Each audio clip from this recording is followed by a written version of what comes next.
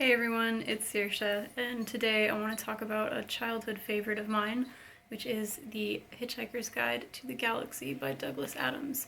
So the first book was published in 1979, but in this ultimate Hitchhiker's Guide, you get all of the books, and there are 5 of them plus a little short story. So there's The Hitchhiker's Guide to the Galaxy, there's a restaurant at the end of the universe, Life, the Universe, and Everything, So Long and Thanks for All the Fish, and there's Mostly Harmless, which I don't know if everybody considers to be like part of the original series. I don't know why not. I don't know why I think that. Because it was published like a few years later. And then Young Zaphod Plays It Safe is the short story. So this is a nice little collection, and I originally read the book, wait till you see how beat up this thing is. The first time I read Hitchhiker's Guide, it was in this really old copy of it, and this is falling apart. But my family, we're such big fans of this series, and we called this our Bible. I wonder when this edition is from. 1997. Okay, it's not even as old as I am. But yeah, I just thought that was cool. Since it was falling apart so much, and because I like to collect my favorite books, I picked this one up maybe a couple years ago. Yeah. So this book, it started as a radio show, and Douglas Adams was writing all the scripts for that, and then it got turned into, hey, do you want to write a book version of this? So he went and read all the books, and there's an interesting introduction in this that explains all of that, like how it happened, the whole timeline, and it's kind of confusing, but really cool that you can experience it in different formats. And Douglas Adams also wrote a computer game called Starship Titanic. I don't know if anybody else in the world has played this. I need to know. Have you heard of Starship Titanic? Have you played it? I have such happy memories of not just playing it as a kid, because I was usually, because I'm younger than my sister, I was usually the one watching and just kind of sitting there like, this is really cool, and not actually able to play the game. Or watching my dad play the game. It's like a sci-fi version of the Titanic. I don't know. It's awesome. The graphics are so old school. It's funny. I don't know why, but computer games give me the most wonderful nostalgic memories of childhood. Even though I wasn't a huge gamer, I just had a lot of the little CDs. Remember CD-ROMs? I don't know. Such good times. So this is the story of Arthur Dent, who is a hapless Englishman, and he finds out that his house is going to be demolished to make way for a bypass. And the funny part is that the Earth itself is about to be demolished to make way for a hyperspace bypass, so it doesn't really matter that his house is going to be torn down. So this is, humorous science fiction. And I'd like to know if there's, if that's a big genre. I don't really know, because this is kind of my only experience with it. And I already forgot what I've said. There is a film version of this, and it is so not great, at least in my memory, because it's been years since I watched it, because I really didn't like it compared to the book. This is one of those cases where the film just didn't, for me, it didn't get across what the book did, but I would definitely give it another chance. But anyway, Martin Freeman, who plays Arthur Dent in the movie, who also plays Bilbo Baggins in The Hobbit, he reads the audio versions of these books, if you get them on Audible. And they are so comforting to me. I have listened to them a million times. I used to listen to them to go to sleep. I listened to them while I was hiking and lonely. They are so, so funny, and he's phenomenal at reading them. And I think that he got the part in the movie before he got the job narrating the books. I could be wrong, but I looked that up before because I thought, wouldn't it be so crazy if like he was chosen to read the books and then he got the part in the movie? Like, what a weird coincidence. I think it was the other way around. Anyway, I'm so excited. And yeah, so this is definitely my millionth reread. So it was really familiar to me. It's a super short book. The first book in this edition is only 143 pages. And yeah, so it's got all the books in there. There's the second one. And I should keep going. It's just I've read them all so many times that it's like, it's almost like when you listen to the same song a million times and then you can't even like hear it anymore because you're so used to it. But I've probably read the first one more than I've read the other one, so I'll go back. But I love this edition because look at the back. Don't panic. I was gonna wear a towel on my head for this video because you always have to have your towel with you, but I didn't feel like it. Okay, so there's just like 2 lines I just wanted to pull out of here. The whole book is hilarious, and I remember when I read this, it might have been like middle school. I remember reading it in class or in public and laughing out loud and being unable to control myself. It is kind of British humor, which I don't know how you would describe it other than it's like some things that are really obvious, and I don't know, observational humor to me is very British. So like this part at the beginning of the book where Arthur is talking to the person who's explaining we have to tear down your house, and he tells him that the plans have been available for 9 months. I don't know why you didn't know that we were going to do this.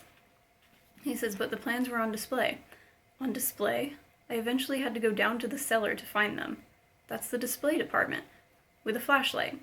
Well, the lights had probably gone. So had the stairs. But look, you found the notice, didn't you? Yes, said Arthur. Yes, I did. It was on display in the bottom of a locked filing cabinet, stuck in a disused lavatory with a sign on the door saying, beware of the leopard. I just love how extreme he gets. Springer's going nuts, playing with some toy down there. Okay. And then this one is not like so humorous, but I really loved it because there's moments when, you know, this is a interstellar adventure. You're meeting characters from all around the galaxy and they all have different life experiences. And so there are going to be moments that are not just funny. They're touching or poignant because life forms, no matter where they're from, kind of all have something in common. So there's this one part where Ford Prefect, who is Arthur's alien friend, but Arthur doesn't know he's an alien until this whole thing goes down. Ford is explaining to the barman where he and Arthur are drinking that, what is he doing? Whatever, he's talking to the barman. And it says, he gave the barman another £5 note and told him to keep the change. The barman looked at it and then looked at Ford. He suddenly shivered. He experienced a momentary sensation that he didn't understand because no one on Earth had experienced it before. In moments of great stress, every life form that exists gives out a tiny subliminal signal. This signal simply communicates an exact and almost pathetic sense of how far that being is from the place of his birth. On Earth, it is never possible to be farther than 16,000 miles from your birthplace, which really isn't very far, so such signals are too minute to be noticed. Ford Prefect was at this moment under great stress, and he was born 600 light years away in the near vicinity of Betelgeuse. So I thought that was really cool as a concept, that we give off this signal that says how far we are from our place of birth when we're stressed. Just think about that. Like, that's where our minds go, you know, when we're in our moments that are the most terrifying for us.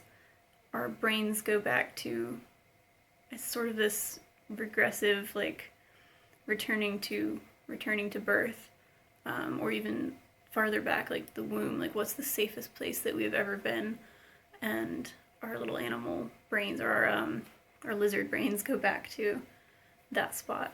So I really liked that.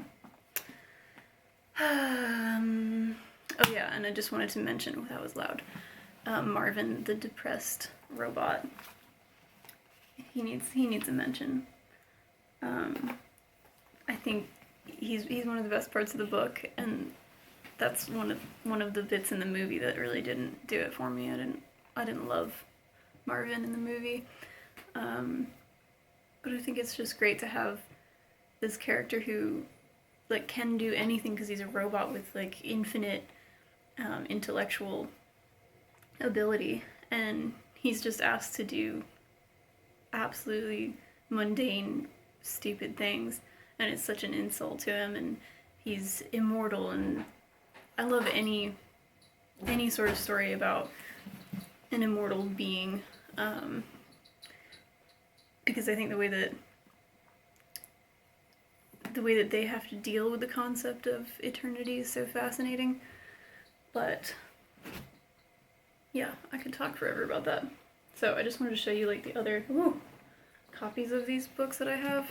So I've showed you the giant one, and then I have these really old ones, and like, these are just things that I somehow got passed down from my parents, I guess.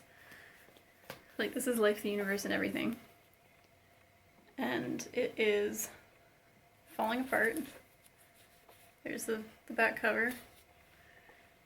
My books will never be in this kind of condition. Clearly, these were not mine originally. And The Restaurant at the End of the Universe, having hardcover.